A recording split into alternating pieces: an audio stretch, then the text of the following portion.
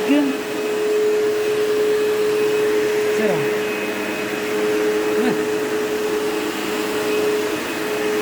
ጎኖ ጠንክር፣ አይዞ ጎኖ በርታ።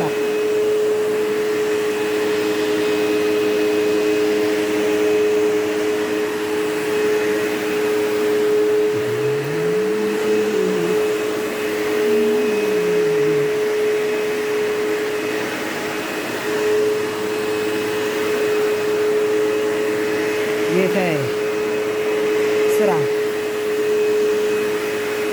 ምንም ይሁን ስራ። ካናዳና አሜሪካ ድሃ ምን እንደሆነ ታውቃላችሁ? ካናዳና አሜሪካ በጣም ድሃ የሚባል ኢትዮጵያ ተምሮ የመጣ ነው። ኢትዮጵያ ተምሮ የመጣ ወይም ዶክተር የነበረ ከዚህ መጥቶ ወዲያው ነው የሚጀዝብ። ምክንያቱም እዚህ የኢትዮጵያ ዶክተር ሆኖ ከኖረ እዚህ መጥቶ የዶክተርነቱን ቦታ ስለማያገኝ እሱ ደግሞ የሚቀጥል በዚያ ነው፣ መቀጠል የሚፈልግ በዚያ ነው። እዚህ ጋር ደግሞ አይሰራም። ስፔሻሊስት ብትሆን የአንገት በላይ የአንገት በታች የኩላሊት የምን አይሰራም።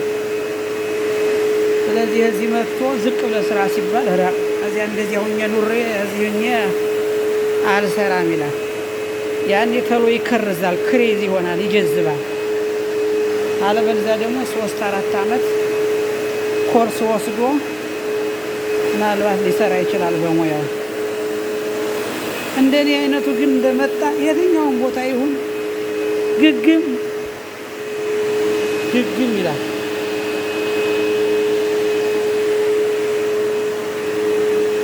ግግም አዲስ አበባ ባለፈው አይታችሁታል። የሆነ ቀበና ይባል ወንዝ መሰለኝ አዲስ አበባን አላውቀው ሞልቶ እና 20 ብር እየተቀበሉ ያሻግራሉ ወጣቶች።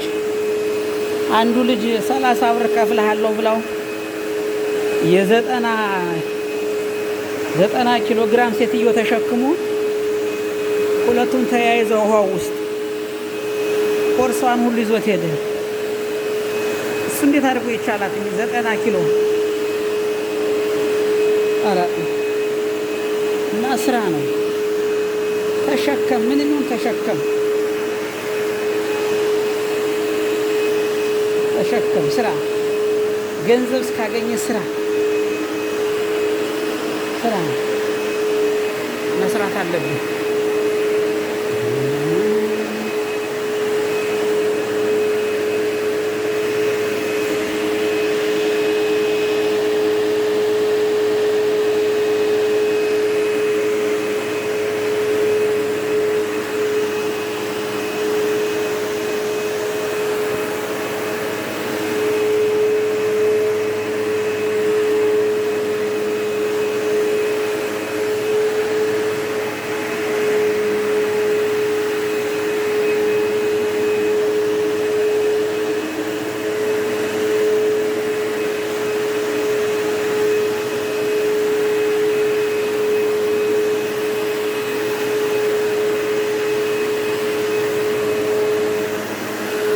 ሰግጠ ስራ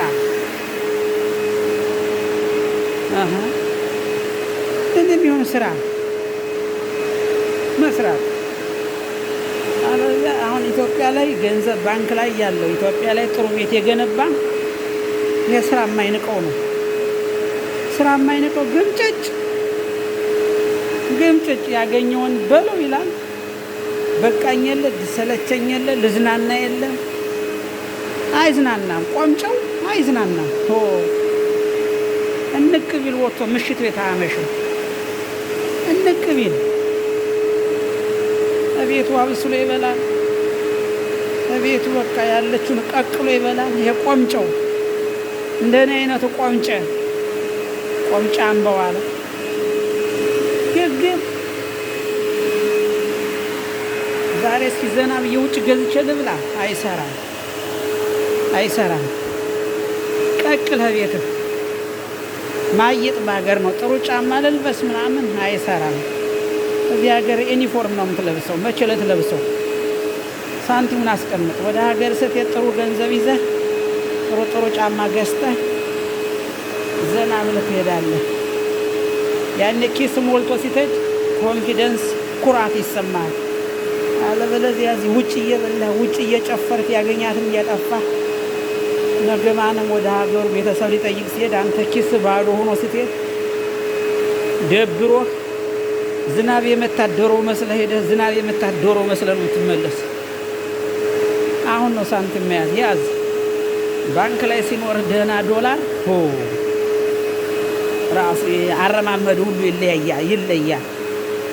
አረማመዱ ሁሉ በቃ ኮንፊደንስ ሰላም ነው እንዴት ናችሁ ትላለህ። በቃ ዘና ትላለህ። ለዚህ ማያዝ ሳንቲም መበርታት